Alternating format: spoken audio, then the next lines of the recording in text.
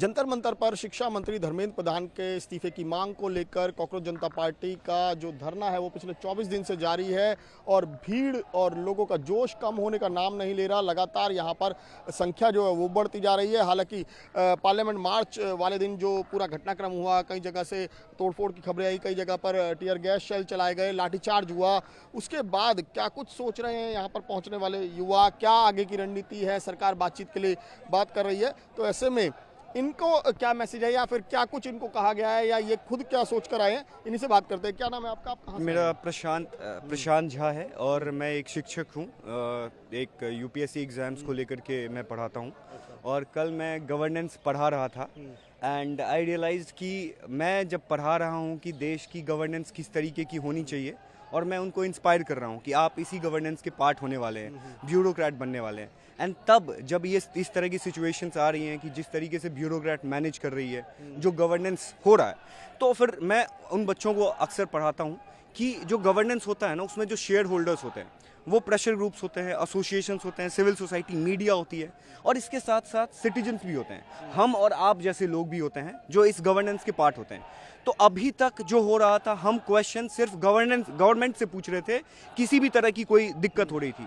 लेकिन आज पहली बार नहीं, बहुत दिनों के बाद हमने देखा है कि जनता ये सोच रही है कि अगर गवर्नेंस अच्छा हो सकता है तो हम भी अकाउंटेबल हैं। सिर्फ मीडिया पे क्वेश्चन करने से या फिर सरकार के ऊपर में क्वेश्चन करने से नहीं होगा, हमें खुद भी अकाउंटेबिलिटी लेनी होगी और वो जनता ने अकाउंटेबिलिटी ली है, जनता जागी है और ये अच्छी बात है क्योंकि ये जो कला है ना क्वेश्चन करने का, डेमोक्रेसी में तो ये होता है कि फ्रीडम ऑफ स्पीच, कि ये जो क्वेश्चन करने का कला है ना, इस कला को हम कहीं ना कहीं 12-15 सालों से भूलते जा रहे थे।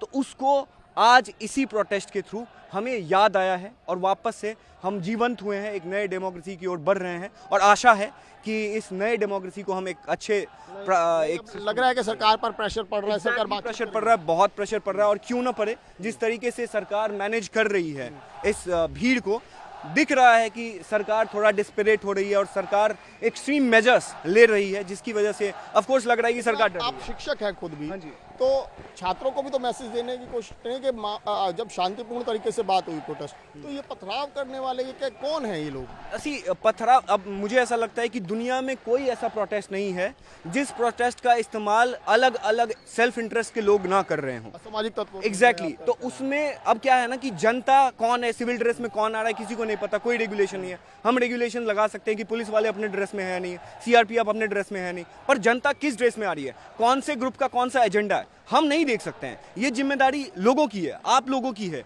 वो हमारी जिम्मेदारी कैसे होगी? लेकिन प्रोटेस्ट का सही इस्तेमाल और गलत इस्तेमाल हमारे बस में है और लोग करते ही हैं। लेकिन एक जो मैं चाहता हूं कि एक पॉइंट रखूं कि भले सरकार की तरफ से वो जिम्मेदारी निभाए ना निभाए, अपोजिशन अपनी जिम्मेदारी निभाए ना निभाए, लेकिन मैं शिक्षक हूं, मैं अपने बच्चों की रिस्पॉन्सिबिलिटी, अपनी जिम्मेदारी निभाऊंगा और सिटीजन भी अपनी जिम्मेदारी निभाएंगे। आप कहाँ से आए हैं, क्या नाम है? सर मैं बिहार सीतामढ़ी डिस्ट्रिक्ट से आया हूँ, मेरा नाम अविनाश हुआ। कितने दिन से आप यहाँ? सर मैं ऐसे दिल्ली में था लेकिन आ नहीं रहा था, लेकिन वो जो 20 का जो घटना हुई है, मैंने वीडियो देखा, वीडियो देखकर ऐसा लगा कि मतलब कि ये क्या हो रहा है। हम सारे स्टूडेंट हैं, जितने एग्ज़ाम होते हैं सारे लीक हो रहे हैं, है ना। इसमें क्या है कि पढ़ाई कर रहे हैं आप? मैं यूपीएससी का प्रिपरेशन कर रहा हूँ जी। तो इसमें क्या है कि जितने अभी अपने समथिंग 2 ईयर पहले जो बिहार में एक बड़ा प्रोटेस्ट हुआ था बीपीएससी आंदोलन का, तो वो क्या है, पेपर लीक हुआ था, हम लोग मुद्दा उठाए लेकिन वो मुद्दा को दबा दिया गया। मतलब हम लोग का आवाज़ मतलब कि लेवल पर पहुंच ही नहीं पा रहा था, गवर्नमेंट के पास पहुंच ही नहीं पा रहा था, है ना। और बाद में क्या हुआ, हम लोग को बदनाम किया गया। पेपर लीक बड़ा मुद्दा है और इस पर बात होनी भी चाहिए और जो भी रिस्पॉन्सिबल है उसको मतलब जेन्युइनली रिस्पॉन्सिबल ठहराया जाना चाहिए। और ये एक बात, दूसरी तरफ दूसरे भी तो सवाल है कि कई लोग मंच का भी तो गलत इस्तेमाल कर रहे हैं, उनको लेकर क्या? सर वो गलत मंच का वो तो सर गलत ही है, उसमें मैं नहीं कुछ बोल सकता हूँ, वो गलत है तो गलत है।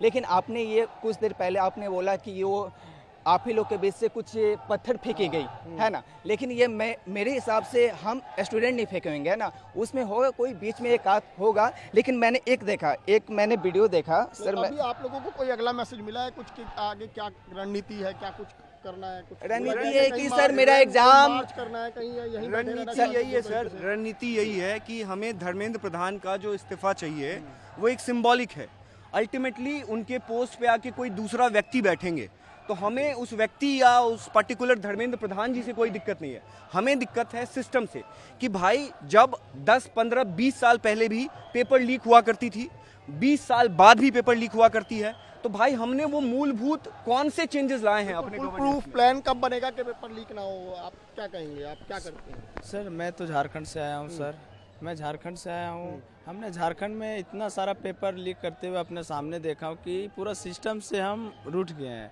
सिस्टम से पता ही नहीं चल रहा है कि इन फ्यूचर में क्या होगा क्या नहीं होगा। तहस नहस जो छात्र मेहनत करते हैं वो कोई फायदा नहीं है, क्योंकि कोई पेपर कोई फायदा लीक के आराम से पास हो कोई जाएगा। फायदा नहीं है सर। अगर एग्ज़ाम की तैयारी करते हैं लोग, पेपर देते हैं, और जब उसके एग्ज़ाम पेपर ही लीक हो जाता है फिर उसका फ्यूचर कहाँ गया, मेहनत कहाँ गया, सब बेकार हो गया ना सर। इसलिए हम झारखंड से आए हैं कि पेपर लीक ना हो। हम जब सोनम वांगचुक को यहाँ से उठा लिया, अपने आप को सोचा कि अब हमें तैयार होना होगा इस सरकार के सिस्टम को हटाने के लिए। आप क्या कहेंगे?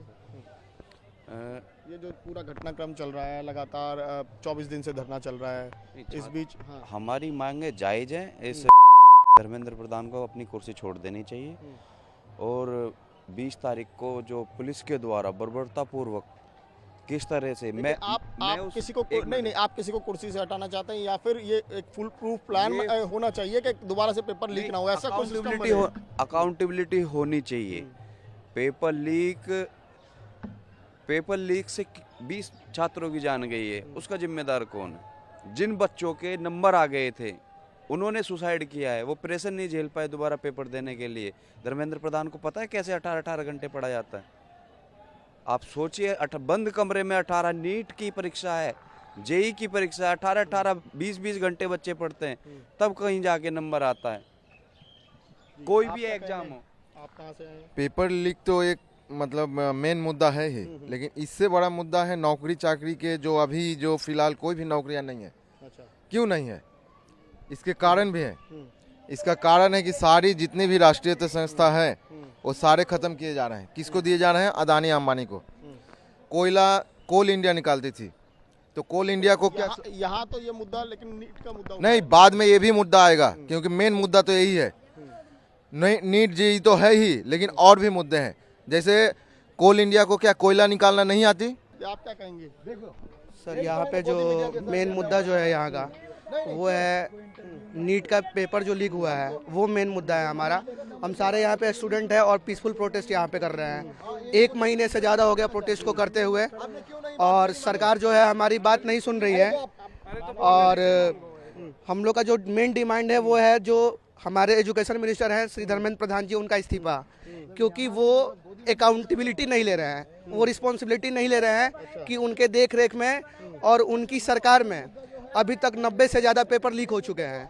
और देश के जो सबसे निचले तबके के जो स्टूडेंट हैं, जो बहुत मेहनत करके पढ़ाई करते हैं, दिल्ली आते हैं, कोटा जाते हैं पढ़ने के लिए, ज़मीन बेच बेच के पढ़ाई करते हैं, और पढ़ने के बाद पता चलता है कि पेपर लीक हो गया, तो ये हमारी रिस्पॉन्सिबिलिटी नहीं है।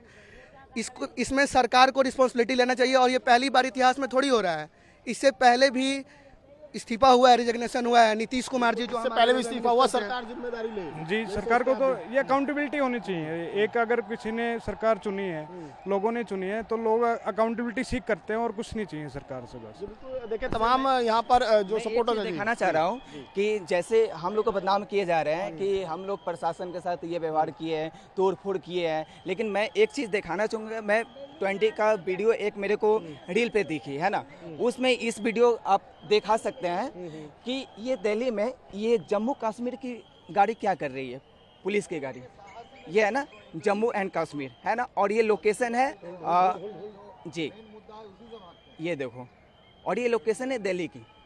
ये मैं दिल्ली का प्रूफ दे रहा हूँ, एक सेकंड। ये देखो दिल्ली पुलिस, और ये जम्मू कश्मीर की गाड़ी यहाँ क्या करी है, ऊपर में पुलिस।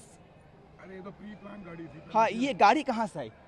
कहने का मतलब ये गाड़ी कहाँ से आई? यानी कि कई चीजें प्री प्लान थी यहाँ पर। जो सबको जो कॉकरोच जनता पार्टी के लोग पहुंचे हुए जो धरने में है, उनका कहना है कि इनके पूरे शांतिपूर्ण जो धरना चल रहा है उसको बदनाम करने के लिए तमाम चीजें की जा रही हैं। और हिंसा करने वाले छात्र नहीं हैं बल्कि कुछ और बाहरी असामाजिक तत्व हैं जिन्होंने ये पूरी हिंसा की थी। लेकिन ये साफ कर दिया है कि जब तक धर्मेंद्र प्रधान का इस्तीफा नहीं होगा तब तक ये धरना प्रदर्शन इसी तरीके से जारी रहेगा। कैमरा संजय के साथ में कौशिक, न्यूज़ 24 दिल्ली।